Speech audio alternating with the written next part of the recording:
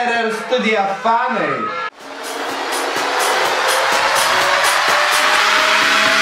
Banger.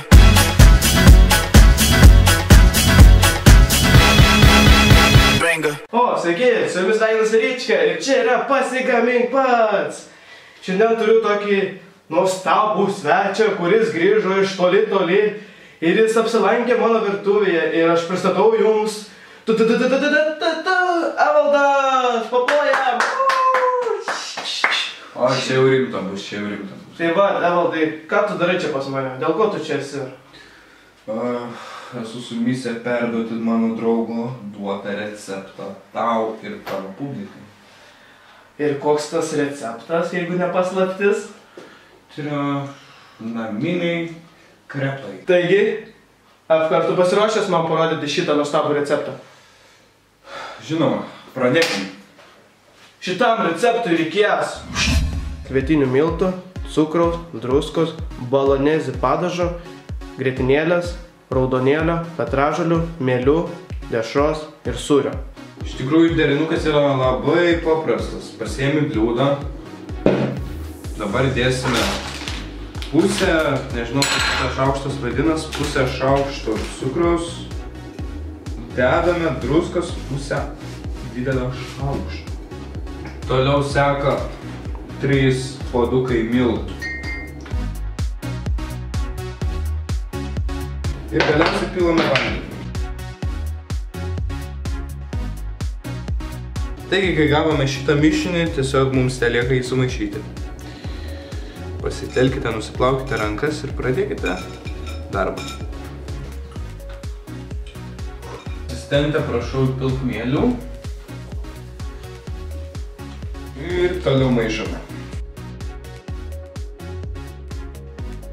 Kai tešla išminkyta, atglėbėme gabaliuką ir pradedam kočiotis. Taigi reikia miltus pasibarstyti, tai mūsų kočėlas.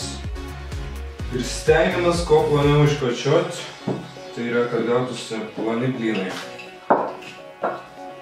Tuo tarpu, kol Evaldas gamina toliau tešlos paplotėlius, aš dedu savo tešlą į keptuvę ir kepu be aliejaus, kol įgaus tokią formą savo, tai yra tokį traškėsi. Meškiukas style.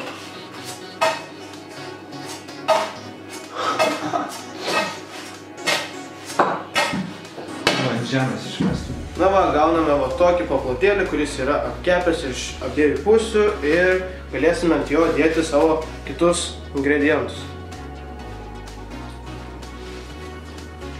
Pasiemame po vieną blyną ir tepame šitą bolonezo padažą. Per daug galima, per daug iš tikrųjų nereikia. Labai paprastai iškepame vidurį. Taigi, kai iškepame savo lavašo paplotėlius, imame dešrą ir tiesiog išdėliojame. Aišku, čia priklauso, kiek jūs esate autorius, tai įsidėkit kiek jums užtenka. Taigi, mūsų paplotėlius uždengia dešra ar kokiu kitu, ar nežinau, hamu, kas jums labiau patinka. Tiesiog susukame jį kaip lavašą ir dedame čia. Taigi, kai susukate visus lavašo blynus, mes tarkuojame sūrį. Čia yra apie 150 gramų. Taigi, kai sutarkavote sūrį, belieka jį tik uždėti ant mūsų krepų. Stenkitės išdėlioti palygiai, nežinau, nebent jūs mėgstate daug sūrio, tai nusipirkit koks jums patinka ir įdėkit kiek jums gerai iš tikrųjų. Tai kepsime 150 laipsnių temperatūroje orkaitėje apie 10 minučių. O po to teks pakelti temperatūrą iki 200. Ir kepsime iki tam tikro apkepimo. Na, žodžiu, pamatysime. Kai tiek mažai beliko ir kol orkaitė įkaitinėja, tai pradedame nuo petražolių. Jų nereikia tiek daug, tai yra, jų kaip tik yra daugiau pilama negu raudonėlių. Stenkitės, nežinau, rankas dreba, nedreba, atsargiai.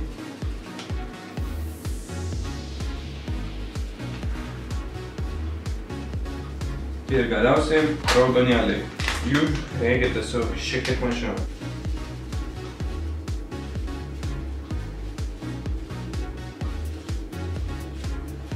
Na ir kai prieskoniai sudėti, tai lieka grietinėlės išpilti. Čia yra 10% riebumo, nežinau kaip jums riebiau ar liesiau.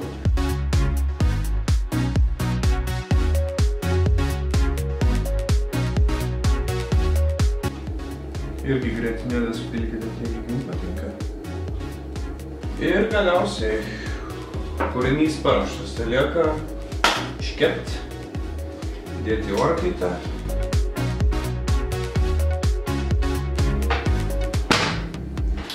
Ir laukiam.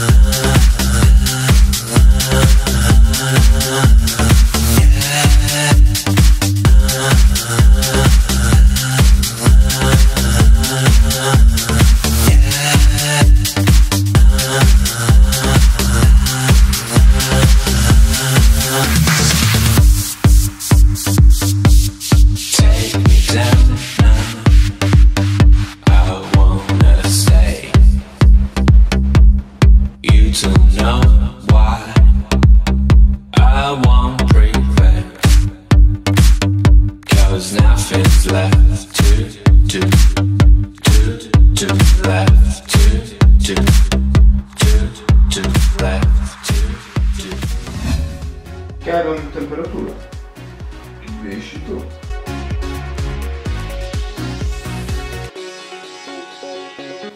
Na ką, žiūrim, ką turim. Atrodo iš tikrųjų visai gerai. Nežinau, tikiuosi patiks, ragaukit, skanaukit. Visai lengvas, greitas patiekalas, tai skanaus.